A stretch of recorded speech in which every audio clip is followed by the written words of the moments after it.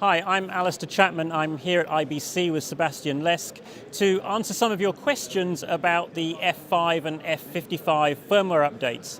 So Sebastian, version 2 is coming very soon. What are we going to get in version 2? Yes, firmware version 2 will arrive end of September, so in around about 2 weeks. It's a major update, so you will get high frame rates, for example. That means you can record up to 120 frames per second on SBS card in XAVC HD or 2K. When you want to record in RAW, so 2K RAW on the R5, you can go up to 240 frames per second. On top of this, you will get 24p as a frame rate, so heavily requested for European market. And we put for the full support of the cabrio lens. So I know from customers that they really love the combination F55 with the cabrio lens, so documentary style. And with version 2.0, you have a full support.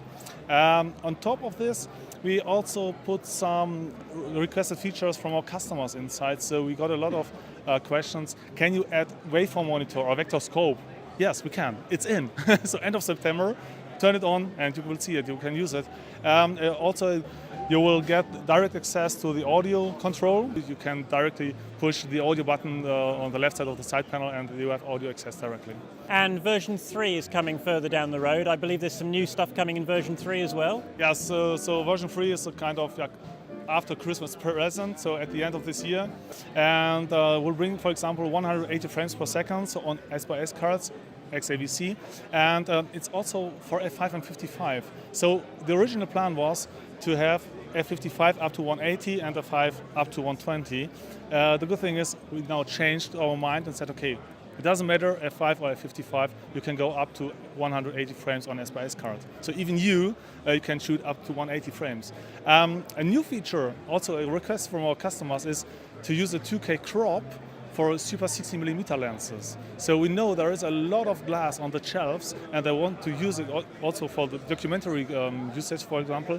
And from version 3.0, you can do it. So requested, we proved, we delivered. Okay, so now I'm going back to 2K for a minute with 2K with the full frame when you're using the full frame sensor, where you're shooting 2K RAW or 2K high frame rates. So if I want to get the best pictures, do I just simply install the firmware and off I go, or is there more to it than that perhaps? We also have launched a new 2K advanced filter.